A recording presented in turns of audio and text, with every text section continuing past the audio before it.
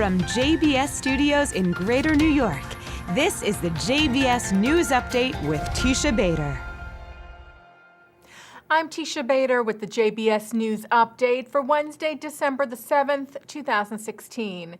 Israeli security forces arrested 3 Palestinian teenagers suspected of being part of a terror cell that carried out a number of shooting attacks in the West Bank last month. Israel's security agency, the Shin Bet, released the information for publication today. The teens are said to be from the Palestinian town of Silwad. The attacks took place at an IDF outpost near the neighboring Jewish settlement of Ofra. The families of the teens were also brought in for questioning for allegedly helping the 3 hide the weapons used in the attacks. Syrian state media claimed this morning that Israel's Air Force hit an airbase outside Damascus late last night. While Israel normally does not respond to such reports, Israel's Defense Minister Avigdor Lieberman, without specifying, told ambassadors from the European Union in Jerusalem today that what was done in Syria was meant to stop dangerous weapons from reaching Lebanese terror group Hezbollah. He told the EU officials, "We are working first and foremost to defend the safety of our citizens and to protect our sovereignty. And we are trying to prevent the smuggling of advanced weapons, military equipment, and weapons of mass destruction from Syria to Hezbollah." French paper Le Monde reports that French President François Hollande invited Israeli Prime Minister Benjamin Netanyahu and Palestinian Authority President Mahmoud Abbas to meet on the sidelines of the International Peace Summit set for later this month in Paris. The French initiative is aimed at restarting talks to resolve the Israeli-Palestinian conflict. Last month, Israel had expressed its opposition to the international conference, which is set for December the 21st, saying it would not participate. Netanyahu's office had said then that real progress and a lasting peace agreement could only emerge through direct bilateral negotiations between Israel and the PA, and that any other initiatives only distance the region from such a process. Further saying that the French initiative greatly harms the possibilities for advancing the peace process, as it would allow Abbas to avoid returning to direct talks with Israel without preconditions.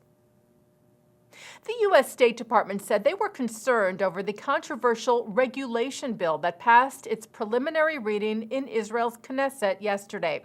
State Department spokesman Mark Toner said the legislation, which is aimed at legalizing homes built on private Palestinian land in the West Bank, was, quote, profoundly damaging to the prospects for a two-state solution, end quote.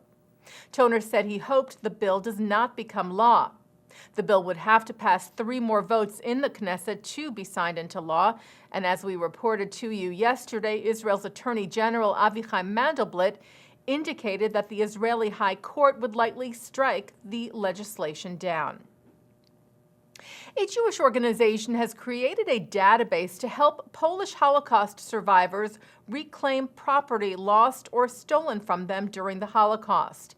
The Associated Press reports that the World Jewish Restitution Organization created the database in response to a new Polish law, which gives survivors just 6 months to file claims. Chair of the organization, Gideon Taylor, said there is now a very limited opportunity for some kind of justice for people who suffered so much. The Ruderman Family Foundation announced the winners of its 5th annual Ruderman Prize in Inclusion today.